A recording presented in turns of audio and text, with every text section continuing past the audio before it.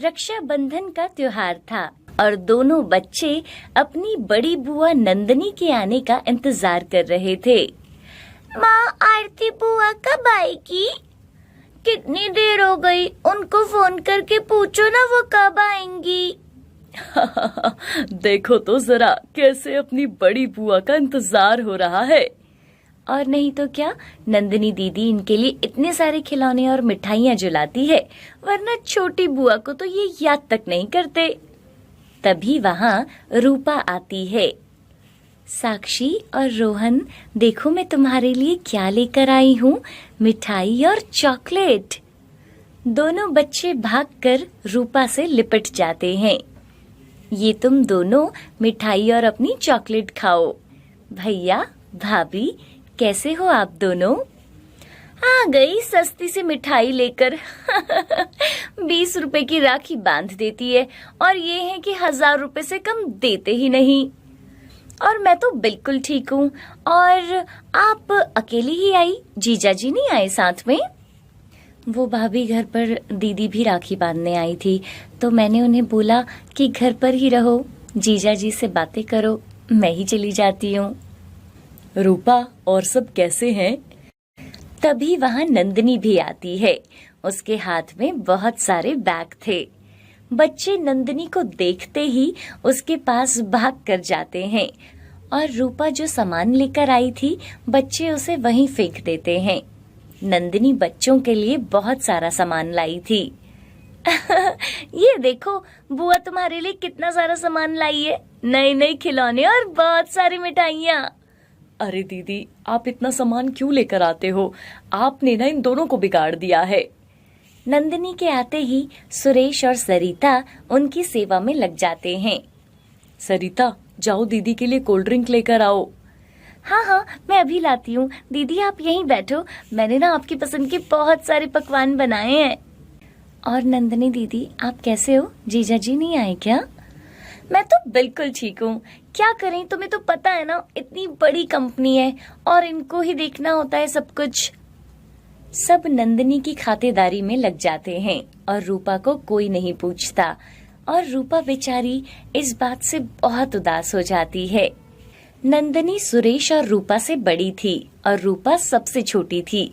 वहीं नंदिनी की शादी बड़े घर में हुई थी, उसके ससुराल वाले बहुत अमीर थे। दूसरी तरफ रूपा की शादी एक मिडिल क्लास फैमिली में हुई थी, इसलिए उसके घर में ज्यादा खातेदारी नहीं होती थी। इधर नंदिनी तो आराम से कमरे में बैठ जाती है और रूपा किचन में अपनी भाभी की मदद करवाती है। फिर सब साथ में बैठकर खाना खाते हैं। चाहे कुछ भी हो, लेकिन नंदिनी दीदी के आते ही घर में अलग ही रौनक आ जाती है।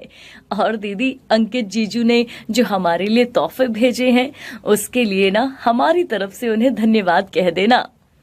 सब लोग आपस में बातें कर रहे थे, लेकिन रूपा की तरफ कोई ध्यान नहीं दे रहा था, तो उसने अपने घर जाना ही उचित समझा और रूपा उसी रात घर वापस चली जाती है और नंदिनी अगले दिन सुबह अपने घर जाती है।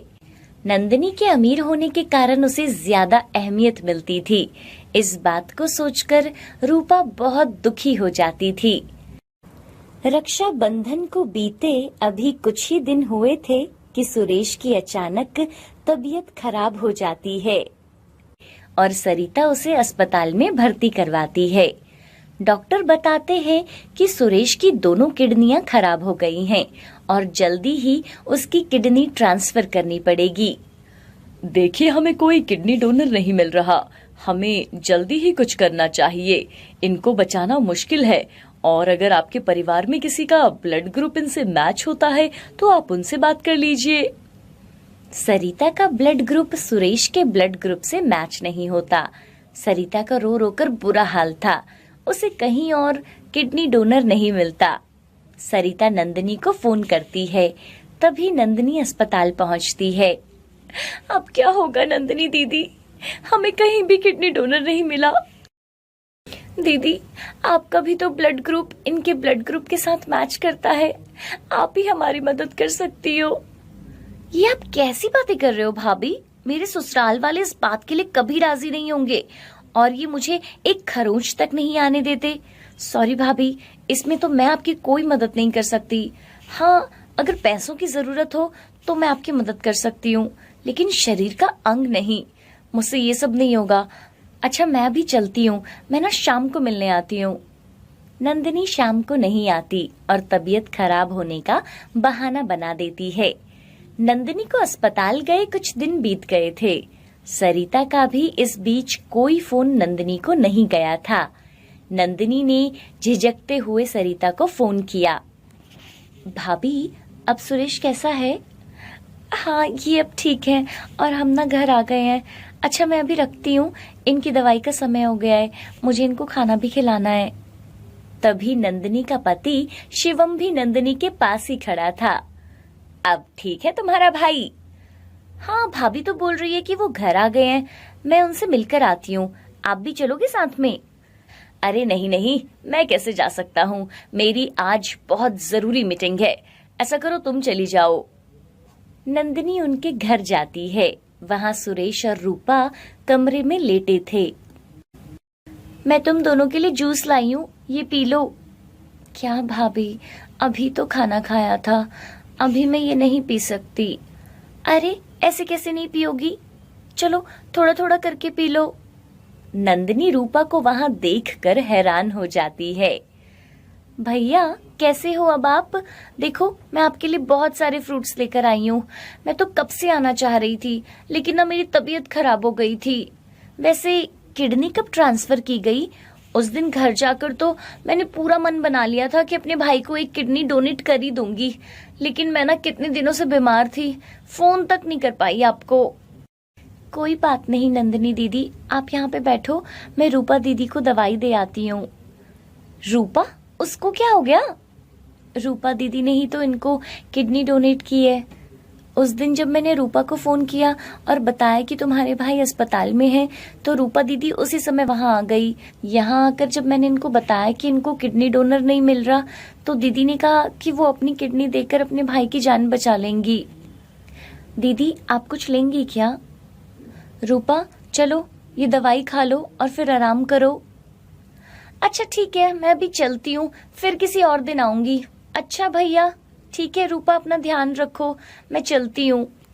और नंदिनी वहां से चुपचाप अपने घर चली जाती है। अब रूपा सरिता और सुरेश और बच्चों की लाडली बन जाती है, क्योंकि उसने अपने भाई को बांधी हुई राखी का असली फर्ज निभाया था। आज सुहानी की सगाई थी। घर में सब मेहमान आए हुए थे। मेरी छोटी बहू तो हीरा है, हीरा। बहन जी, आपकी बड़ी बहुएं भी बहुत समझदार हैं। बहन जी, मेरे बेटों के लिए तो एक से बढ़कर एक रिश्ते आ रहे थे, वो तो बस इन दोनों को ही आना था मेरे घर, सो आ गई। लेकिन सुहानी बहू को तो देखकर सारे गांव वाले हैरान हो जाएंगे। इससे सुंदर बहू पूरे गांव में किसी की नहीं होगी। और सब हंसने लगते हैं। माँ जी को ज्यादा ही तारीफ नहीं कर रही है अपनी नई बहू की। और क्या दीदी, हम तो जैसे कुछ है ही नहीं। पूरा दिन घर का सारा काम करते हैं हम, और इतनी सेवा करते हैं इसकी, लेकिन हमारे लिए एक शब्द नहीं निकलता इनके मुंह से। सुहानी और दीपक की सगाई हो जाती है और सब लोग बहुत खुश थे, लेकिन रूपा और मीना अपनी सास की बातों से परेशान थीं, क्योंकि सुधा अपनी छोटी बहू की सुंदरता की तारीफ करते हुए थक ही नहीं रही थी।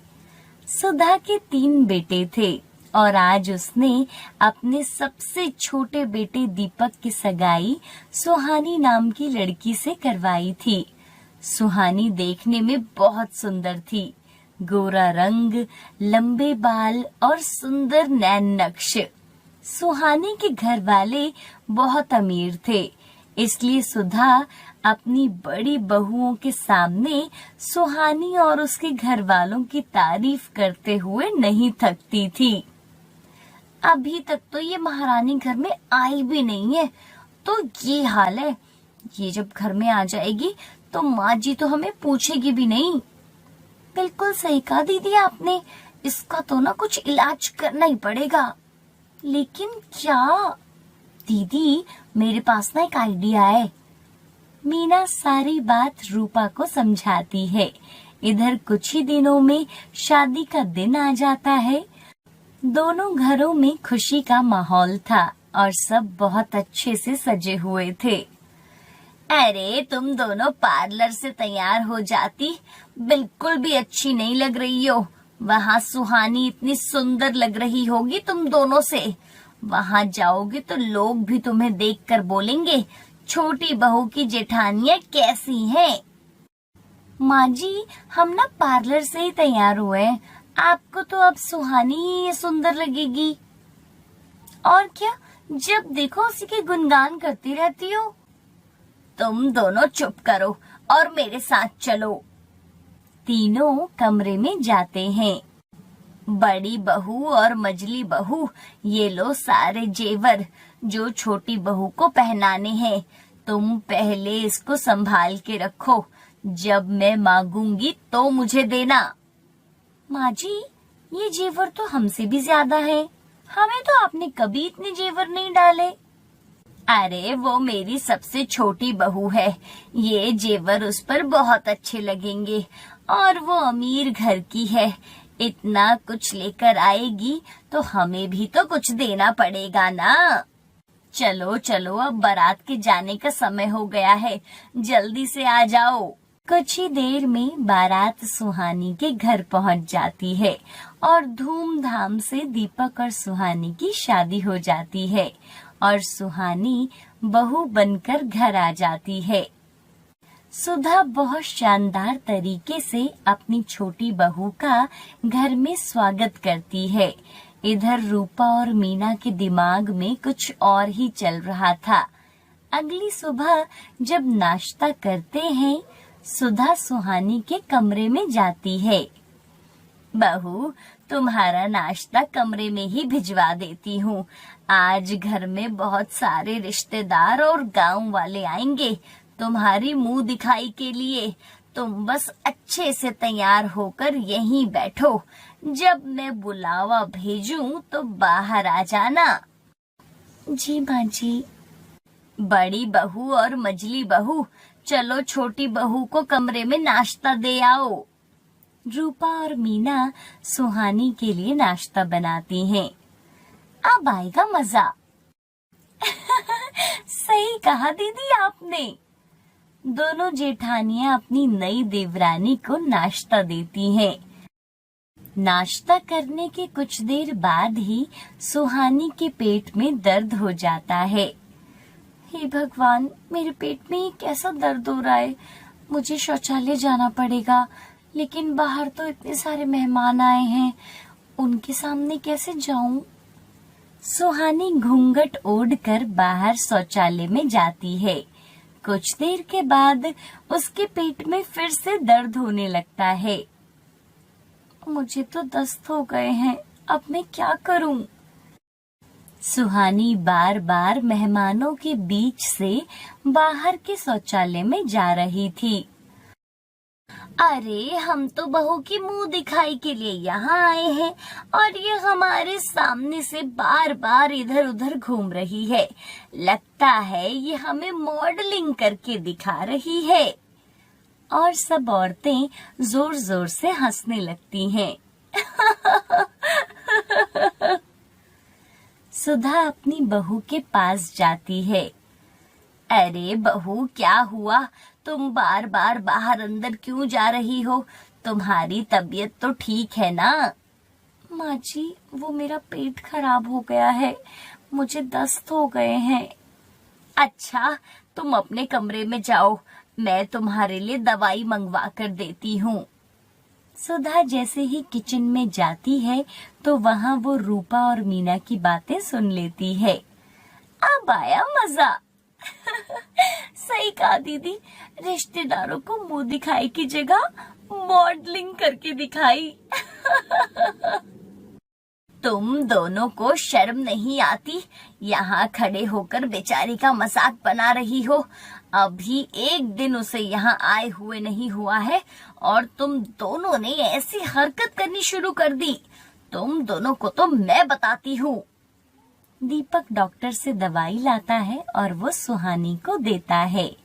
कुछ ही दिनों में सुहानी ठीक हो जाती है। रूपा और मीना सुहानी से अपनी गलती की माफी मांगते हैं। हमें माफ कर दो सुहानी, हमने माँ जी से बदला लेने के लिए तुम्हारे खाने में दस्त लगने की दवाई मिला दी। हमें माफ कर दो, अब हम आगे से ऐसा कभी नहीं करेंगे। सुहानी अपनी दोनों जेठानियों को माफ कर देती है और वो सब मिलकर एक साथ खुशी खुशी रहने लगते हैं।